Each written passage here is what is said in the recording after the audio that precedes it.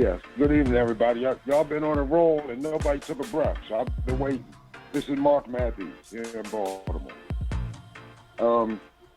I just want to chime in on a couple of topics y'all touched on about the political bosses and about Trump real quick. You know, in Baltimore, I know the name Mitchell, like Karen Mitchell and Clarence Mitchell, the Thomas Dulles Andrews. So those were the people that ran the Democratic machine back in the day, you know, and people ran on tickets. So if you voted for one, you were supporting all the other people on his ticket. But now, as y'all have been saying, everybody's out for themselves because that's how America has bred us to be. Everybody's me, me, me. I'm not caring about who can help me push my agenda, and I can help them push theirs, and how we can form a block to make sure that bond bills get passed and so on and so forth. Everybody's out for themselves. And about not knowing your neighbor, that's on us too. You know, we bit off the bait, hook, line, and sinker.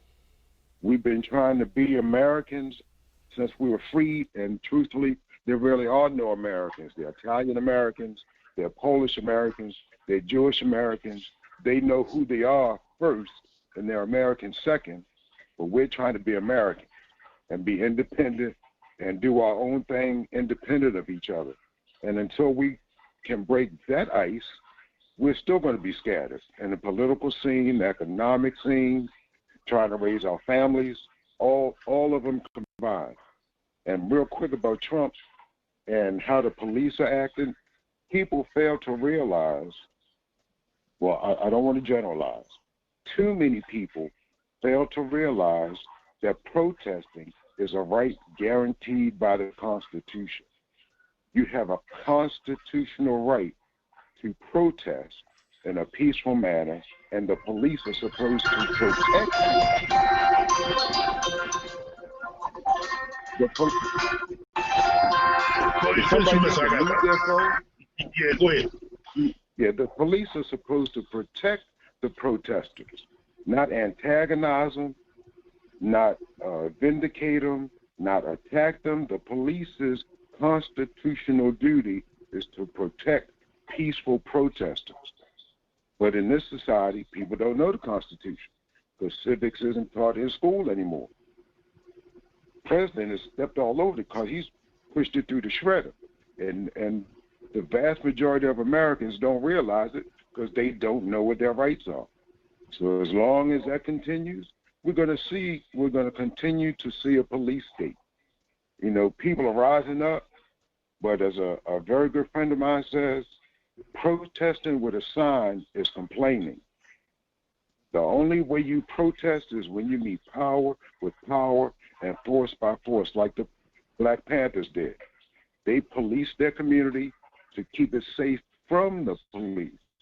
And the only way they were successful is because they carried arms. They didn't use them, but they carried them. That way the police know, okay, if I get out of line, I'm in trouble. I'm not pushing anarchy, but that's America.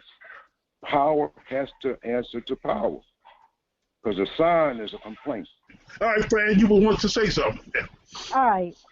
So let me start with the bosses. All right, the political bosses.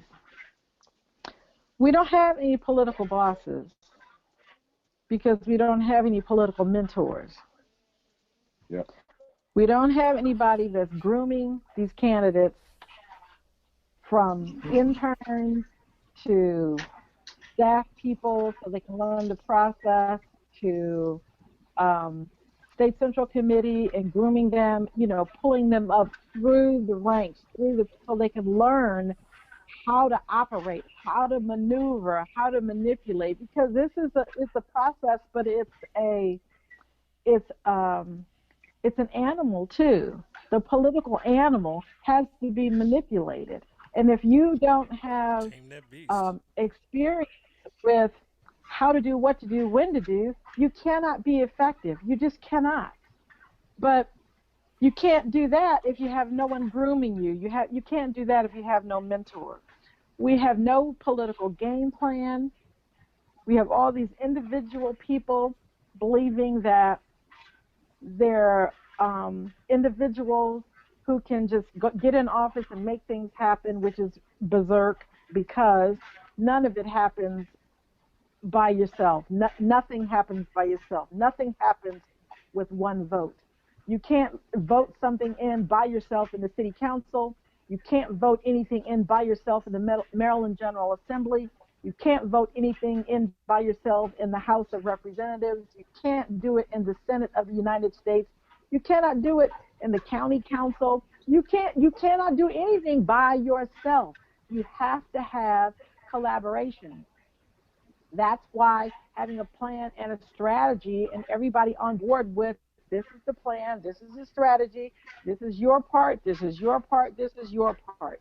So they all come together, they all have their little piece of the pie where they can exercise their ego, but at the end of the day, everybody is coming together, exercising their part of a strategy or a plan that everybody agrees with that is going to move the collective community forward.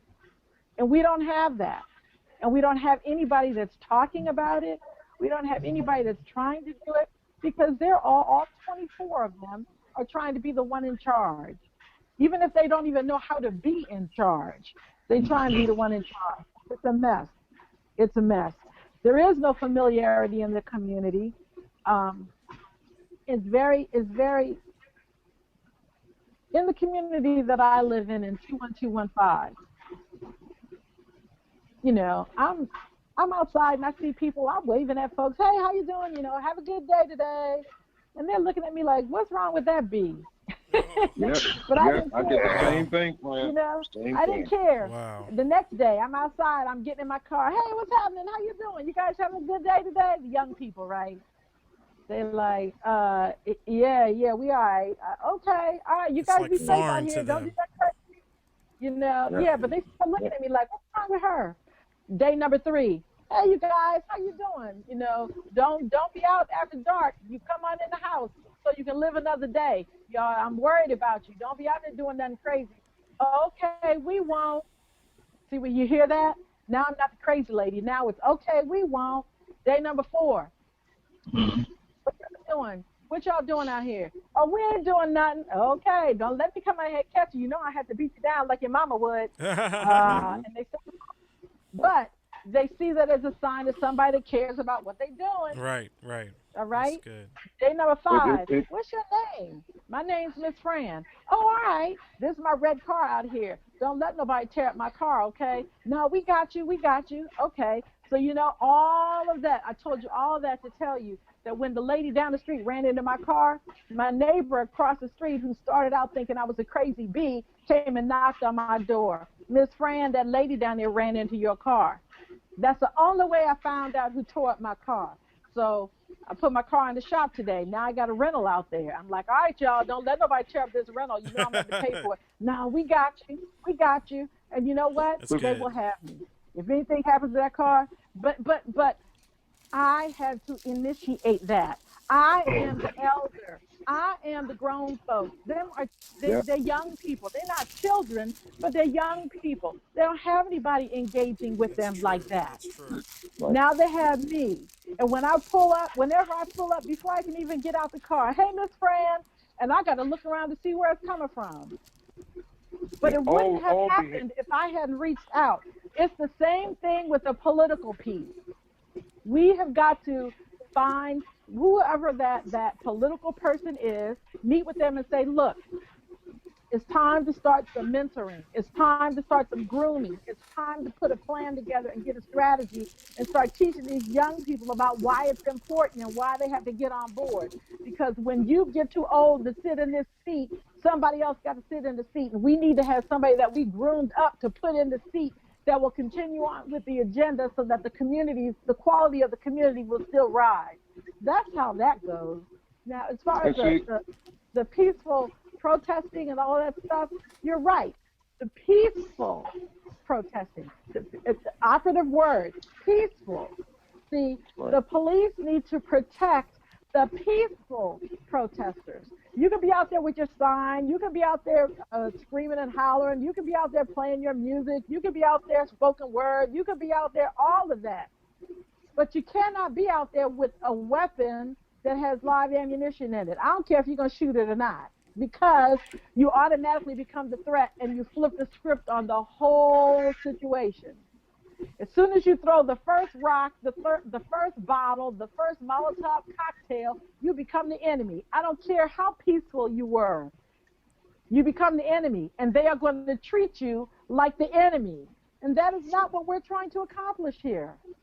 So, and I respect that plan. I respect that. But I'm talking about two different types of protesting. Because the peaceful march, the police department has the responsibility to protect them. But then there are also times when a protest has to take another level to get action. Just look at what white folks did in the States, where they went to protest with armed, loaded weapons. They even entered the court and entered the state houses in a couple of states. And they got immediately. See, when we march with those were signs. not black people with weapons. Pardon me? They were not black people with weapons. That's what I'm saying. These are two different, but there's a strategy involved. Because when we march with signs, it takes decades to move a systemic change. When an organized group that have made themselves known as a peaceful activist group, but has power, and that's armed power, when the authorities know this is a peaceful group, but we're going to make sure we protect ourselves, and they show up and protest, agendas get moved more quickly, because that's what America respects. I'm not saying that's for the general, everyday marching in the street. I'm not saying that's it. And yes, this is extreme. But if you look at the history of this country, when this country was formed, it takes armed militias to make systemic changes. That's why the Constitution allows for armed militias against threats, domestic. For anybody that looks like us. Well, I know black people are ready for that. I know that. And white folks ain't ready to see black people as armed. But if you look at what happened down south, where the brother got shot with the shotgun by the guys in the pickup truck, people showed up at those people's homes. Black people showed up at those people's homes dressed in military fashion to show that they weren't just Negroes off the street with guns. These people were trained and know how to use weapons, and the police respected them and kept their distance while they peacefully protested. Yeah, I'm just something to say this, man. You know, I respect both protests. I mean, both of them have a significant role. You know, I had an argument with a guy today. He wanted to try to tell me in terms of how much change Martin Luther King never brought through a peaceful protest. Well, it wasn't peaceful because white folks were putting dogs and water holes and everything else on you. So it was peaceful from one side, but not the other side. So, you know, sometimes, you know, you do have to meet force with force. And, you know, I mean, it's unfortunate when you have to go to that level, but you can't deny the fact, listen, if you hear these people, everybody you hear now, hell, you got police taking the knee. You know, you got everybody talking about the systemic change right now and racism and all that. You know, they're talking that because people taking another kind of action. Do you want that kind of action? Absolutely not. But the thing is that this country is coming towards that if you want it or not. So we have to prepare. It's just like Donald Trump being in office. Hell, Donald Trump is helping to ramp stuff up in terms of violence and hatred and stuff. So, you know, sometimes people fight back the only way. You know, I'm going to just close this day because I know we don't have too much time. You know, so even though Brother Floyd just may have been the vehicle at this particular time, look, man, this is not just about Floyd. This is about us being 13% of the population. 50% of us is the prison population. This is about us being locked down from political power. This is about us not having no economics in our community. This is about us having poor educational system. You know, so, you know, you got a whole lot of rage that's built up in people. You know what I'm saying? Now, the white folks is out there, hey, whatever reason they out there for, I don't give a damn. They're out there because they just want to tear America up. You know, but I mean, you know, but we can't say that it's not going to be a time that violent protest is just as useful and necessary as peaceful protest. So I'm saying I support both, you know, and I always say people have to weigh on their consequences for themselves. You know, if you want to be violent, Don't be violent if you're not ready for violent consequences, because you don't know the consequences that's going to come to you. You know what I'm saying? But I don't think it's no one strategy, because again, I'm going to just close with this. I was just saying today, it's like the military. You go over in Iraq and you take your Navy, your Army, you jump on Saddam, and tear up everything and take everything from him and kill the leader. But you do that and you do that in the name of justice, in the name of the citizenship here in America, when you dead wrong.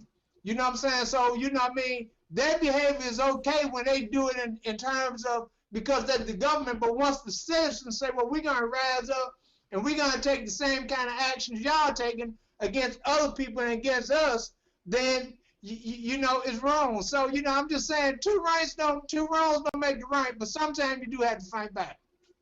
Well, I'm saying you use the threat, the power of a weapon to protect protesters and make sure that the agenda gets pushed forward. I'm not saying violent confrontation. No, I'm not talking for you, though. I'm talking for me.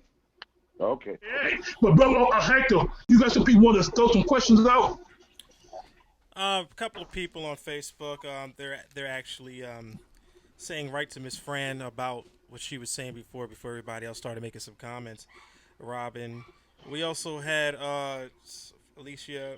She said that Fran said a whole lot, because in the community, she's saying that we have too many of our elders trying to be the young folks. In the black community, we used to live by the slogan, each one teach one, from Alicia Jones.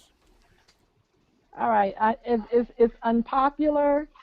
Many people think I'm crazy for it. I don't care about that. I have been unpopular before. I don't really care about that either. I think that if you are eligible to vote, you should be required to vote. It should be tied to something that you really want or you really need, like your driver's license. Like, if you don't vote in 3 consecutive elections, then they should suspend your license. That will make people get up and go vote. That will make people get up and participate. And if that's what it takes to make people participate in the process that is going to raise their own quality of life, I don't see why you should have to force people to do that. But if that is the only way that we get, because we've never had a real election. A real election is when the majority, 85, 90% of the people vote. There's going to be reasons why some people don't vote, but there's no reason why 90% of the people that are registered to vote should not vote. They just don't. They don't because they're not forced to. They don't have to. Make them have to vote, and we can flip the whole script on what the landscape looks like for these elected officials, and for what our communities look like, what our schools look like, what the economics in our community looks like, what the jobs that are available to us look like, what the training for these kids looks like, what the correctional facilities look like. Everything changes when we have more people participating in the process and putting someone in the office, not just because they've already sat in the seat, not because they've been there for a long time. That's the reason why most of them need to get the hell out. Excuse me, I'm sorry, but it's true. If you've been in there for 20 years, and I'm asking you, well, what have you done that really changed the quality of my life for the better? And if I can't think of anything that happened in the last 20 years, why would I give you 20 more minutes? Why? That's just ridiculous. So all those people fussing and raising hell about what they don't have, tell me when's the last time you voted and when you took somebody to the polls with you. Tomorrow is the day. Tomorrow. You have your opportunity tomorrow. If you're registered to vote, you need to take your tail to the polls. You need to mail that ballot. If you didn't mail it, take it to the post office and put it in the mailbox. Get it there before midnight. But tomorrow is the day. Open your mouth. Let your voice be heard. Or stop fussing about all the things that you don't have, you can't go, you can't do. I don't want to hear none of that stuff. Shut it up, because you don't participate. Just be quiet. So now I'm going to be quiet. Mr. Matthews, to you, sir. Yes, sir. Yes, sir. Fran, I love you. So that outside of the box thought about tying voting to the driver's license, I like that, because you got to remember, voting is a privilege. Yes, A it is. driver's license is a privilege. Yes, it So is. if you want to keep one, you got to use the other. I like that. That's right. I like that. Absolutely. And what you said, Fran, about there's so many things, like the young woman that commented on Facebook. There's so many things that you say and said tonight that are on point. Just the illustration of you talking with your neighbors. I've done the same thing for years. When I was a director of a community association, I would go to the corner and talk to the young boys selling drugs where everybody else avoided them. That's what sort of, really, that's one of the things that got me elected as a community association president. Because all behavior is learned behavior. As I used to tell my son, I said, look at who's on the corner when you leave to go to school and who's on the corner when you come back. There's always somebody watching whatever behavior you're demonstrating, and somebody's going to want to follow it. Somebody's going to want to follow the negative behavior. Somebody's going to want to follow the positive behavior. Voting is a positive behavior. Well, when the majority of our black community don't vote, then they're demonstrating a negative behavior that other people follow. Yep. Because all behavior is learned behavior, you communicating to your residents, your neighbors over and over again is teaching them that it's okay to talk to your neighbors, because no one has taught them that. They don't understand that. They see that as the gentleman said earlier, they see that as something foreign. Right. So I do the same thing in my community. I wave to people. I say, man, you look like you had a hard day today. Make sure you get some rest this evening, because they're going to expect you back tomorrow. I just say something to stimulate some thought that, okay, there's somebody that doesn't ignore people. Because this society now has taught everyone to ignore each other. We're all isolated. So that's just like, if all of you, when we were young, all of you, I'm sure, have played, maybe not the boys, but all of us have played hopscotch, jump rope, skelly, red light, hot butter beans. Yeah, we did them all, boys and girls. Right. But the thing is, we were not born knowing that. Somebody older than us taught us that. That's right. Yeah. And then we passed. Learn behavior, yep. Exactly. But the kids now, they don't know any games to play outside. When I see kids playing outside, the only game they know is tag. And that's not even done in a constructive way. They just chase each other, expending energy. And that goes back to the mentor taking candidates under their arm to teach them what they do, first what to do to get elected, and then what to do once you're elected. Right? Because as you said, Fran, you got to form coalitions, because you got to give and take constantly, and that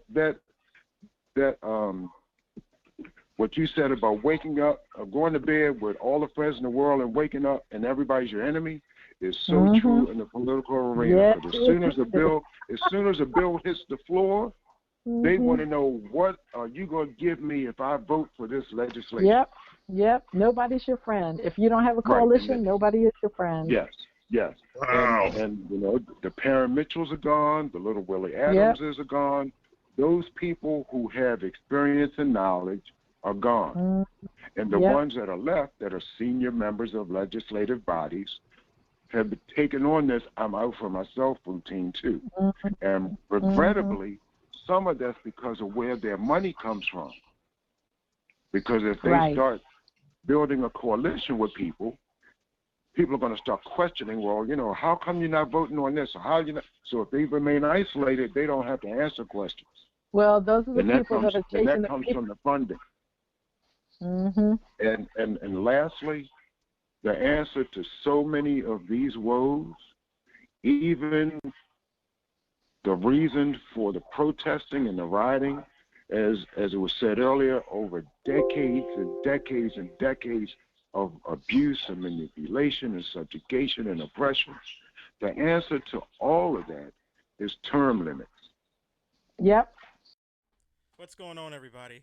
This is Onri Hector, radio personality, motivational speaker. Time is just about over with. We had some technical difficulties earlier before, so we were not able to be at top peak performance like we would have to be. But pretty much what's going on out there right now in our community is the simple fact that we're dealing with a few things. One, we're dealing with an economy right now that is slowly reopening. We understand with the economy like it is, businesses are at a point where they're hurting and they want it to be open, dealing with the COVID-19 and all of its issues that are going on. Remember to practice your social distancing. We're hitting up on phase 2, reopening certain things to better enhance the quality of our lives right now. Right now, we're dealing with a lot. We're definitely dealing with a lot of things right now. George Floyd, may God bless his soul, and my prayers go out to the family, even in the time of their bereavement, even in the loss of their loved ones. My prayers go out to you. Justice has to be served. People have to be accountable for what has been taking place right now. Because of it, people are protesting in a lot of states. Here in Baltimore, I believe it was Saturday, either Friday or Saturday of this past week. I have a whole video on it. I wanted to show you guys. Let me see if I can put this up, guys, so you can just briefly see what was kind of like going on. Let me see what I can do. It's a protest.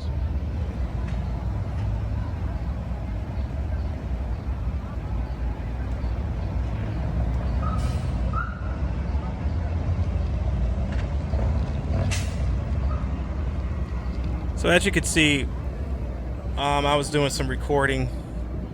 This was taking place Saturday.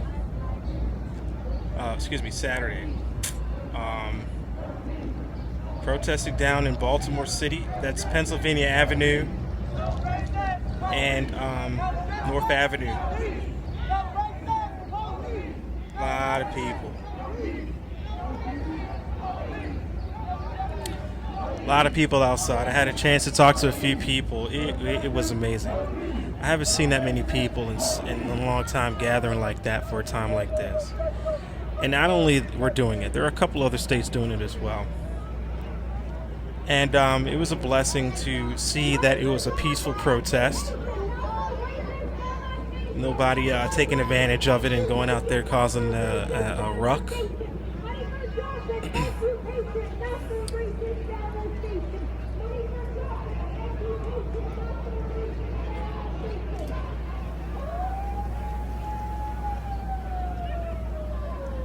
Just people trying to get their point across. They're tired. People are tired. The misjustice. People are tired. They want change. And I don't blame them. We're living in a time where we need some change. But you have to understand, change starts with us. You got to be ready and willing and accept whatever comes our way when it's time to take the responsibility of change. This is amazing. I mean, people from all walks of life right here in Baltimore. Wow. Protesting. They're tired. This is real.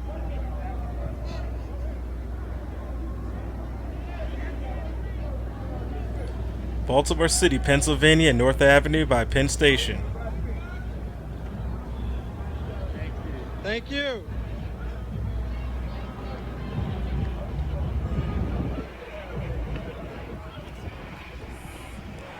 This was an historical moment. I recorded it.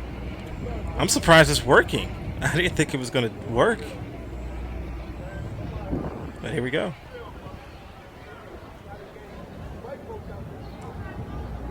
Look at this. We have different walks of life, different race. Right now? This doesn't even matter.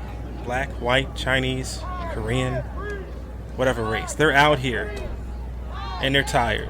There are people who are just good people, down to earth people, who are just tired of what's going on in the city. It's time to reunite. It's time to reunite. Make people accountable. Thank you. Make people accountable for what's going on. And let's start going forward. We're at a time where we need healing. We need healing. We need some good healing. Accountability isn't accountability unless you're being accountable for something. It's time to be accountable. Look at that. Beautiful. Thank you. Had an opportunity to walk with them and just talk with them and have a good down-to-earth conversation. They are just regular people like you and me, tired of what's going on.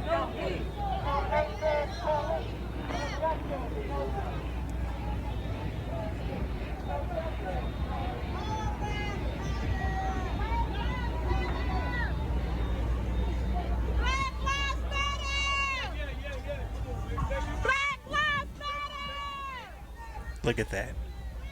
Amazing. Thank you. No justice, no peace. Wow, I can't breathe.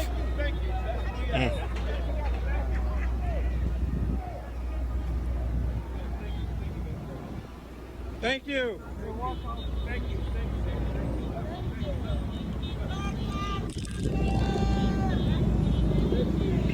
Thank you. Representing out here. Yes, yes, yes. So, just giving you an idea. I believe I took that this past Saturday, and it was amazing. It was so many people outside, and it was just a blessing. Like I said, people are tired and they're looking for change. Let's make it happen, people. Let's make it happen.